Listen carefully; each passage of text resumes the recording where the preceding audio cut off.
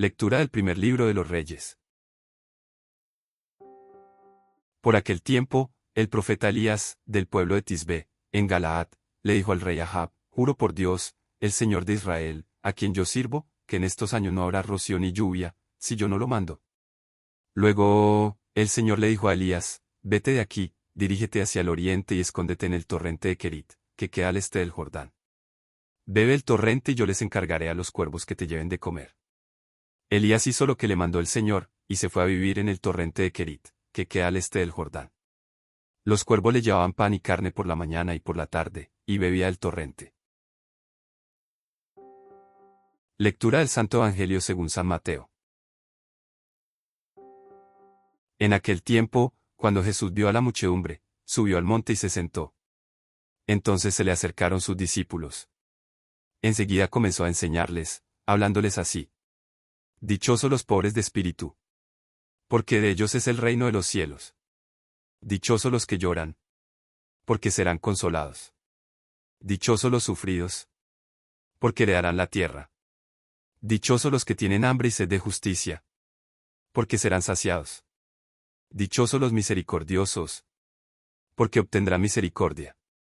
Dichosos los limpios de corazón, porque verán a Dios. Dichosos los que trabajan por la paz, porque se les llamará hijos de Dios. Dichosos los perseguidos por causa de la justicia, porque de ellos es el reino de los cielos. Dichosos serán ustedes cuando los injurien, los persigan y digan cosas falsas de ustedes por causa mía. Alégrense y salten de contento, porque su premio será grande en los cielos, puesto que de la misma manera persiguieron a los profetas que vivieron antes que ustedes. En la vida del creyente, a menudo se idealiza el servicio a Dios como una sucesión de momentos gloriosos, de respuestas inmediatas y de evidencias de poder. Sin embargo, el pasaje de Elías en el torrente de Kerit nos muestra una realidad muy distinta, y quizá más profunda, de lo que significa caminar con el Señor. Elías acaba de pronunciar una palabra audaz ante el rey Ahab, la palabra que cortaría el cielo y secaría la tierra. Era un hombre de pie, sin miedo ante el poder terrenal. Pero inmediatamente después de esa declaración pública de fe, Dios no lo envía al palacio ni al frente de una multitud. Lo envía al silencio, al escondite, al torrente que se seca. Hay una lección fundamental aquí: después de la confrontación viene la ocultación. Después de hablar en nombre de Dios viene el ser sostenido solo por Dios. Elías aprende que su provisión no viene de la tierra fértil ni de la alianza con reyes, sino de fuentes inverosímiles, un torrente en medio de la sequía y cuervos que, contra su propia naturaleza rapaz, se convierten en mensajeros de pan y carne. Dios no usa águilas majestuosas ni palomas simbólicas, usa cuervos, aves impuras según la ley.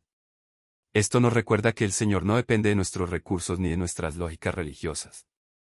Él puede sustentar la vida a través de lo que nosotros consideraríamos indigno o improbable. Cuando el profeta obedece y se esconde, no está huyendo por cobardía, está sometiendo su ritmo al ritmo de Dios. No corre al enfrentamiento final inmediato, antes debe aprender a beber de un arroyo que se agota día a día. Pero hay otra verdad más honda todavía: el torrente de Kerit es un lugar de dependencia absoluta. Allí no hay mercado, no hay cosecha, no hay ejército que lo respalde. Elías no puede producir su propio pan, solo puede extender la mano cada mañana y cada tarde. Y en esa rutina de recibir, su corazón se va moldeando para el milagro mayor que vendrá después en el Monte Carmelo. Porque quien no aprende a ser sustentado en secreto, difícilmente podrá mantenerse firme en público. La sequía que Elías anunció también era para él, una sequía de toda seguridad humana, para que su confianza quedara puramente en la palabra del Señor.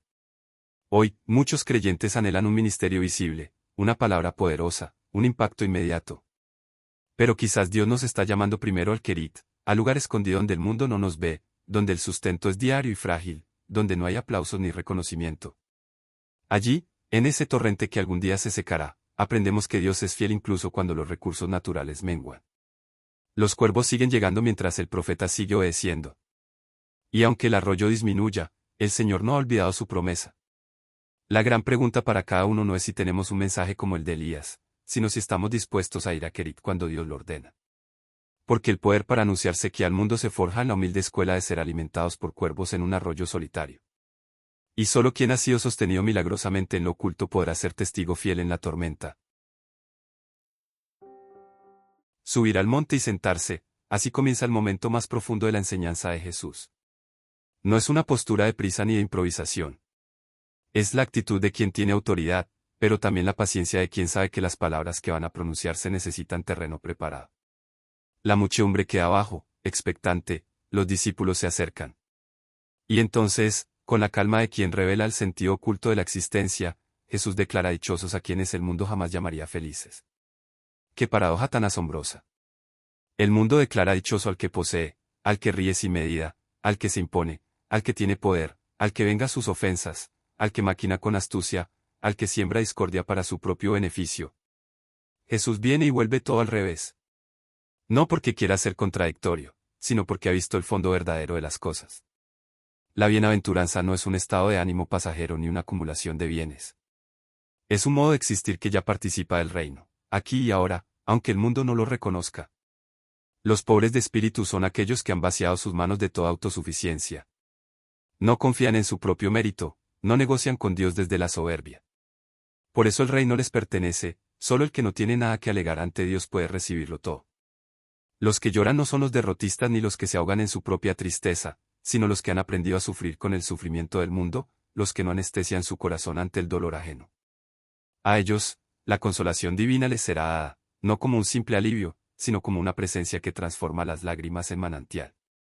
Los sufridos, los que soportan con paciencia la injusticia sin devolver golpe por golpe, heredarán la tierra. No los violentos, no los ambiciosos. La tierra prometida no se toma por asalto militar, sino que se recibe como un don en la mansedumbre.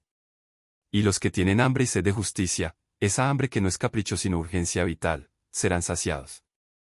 No quedarán con las manos vacías. Dios mismo pondrá en su boca el pan de lo que es recto. Luego vienen los misericordiosos. Qué palabra tan hermosa y tan contracultural. El mundo dice, que cada uno reciba lo que merece. Jesús dice, dichoso el que da lo que no merece el otro, porque así recibirá también lo que él no merece. La misericordia no es debilidad, es la fuerza más grande porque rompe la espiral del rencor. Los limpios de corazón, aquellos sin dobleces, sin agendas escondidas, sin oraciones divididas, esos verán a Dios. No en un futuro lejano, sino ya en cada rostro, en cada acontecimiento, en el silencio que habita en lo profundo. Los que trabajan por la paz no son los ingenuos ni los que callan ante el mal. Son los que construyen puentes donde hay muros, los que siembran diálogo donde hay odio. A ellos se les llamará hijos de Dios, porque imitan al Padre que hace salir su sol sobre malos y buenos. Y finalmente, los perseguidos por causa de la justicia. Jesús no endulza el camino. Saber que se pertenece al reino puede costar el insulto, la calumnia, el destierro. Pero también ahí, justo ahí, está la bienaventuranza. No a pesar del sufrimiento, sino en el sufrimiento mismo, porque ese sufrimiento compartido con Cristo y con los profetas es señal de que se camina por la senda verdadera. Así que no hay felicidad según el mundo. Hay algo mucho más grande, una dicha que no depende de las circunstancias, que florece en la pobreza, en el llanto, en la mansedumbre, en el hambre, en la misericordia, en la pureza, en la paz y hasta en la persecución. Jesús no prometió una vida cómoda. Prometió una vida plena. Y esa plenitud comienza cuando dejamos de medir nuestra suerte con la balanza de este mundo y aceptamos ser bienaventurados a la manera de Dios. Subamos también al monte. Sentémonos a sus pies.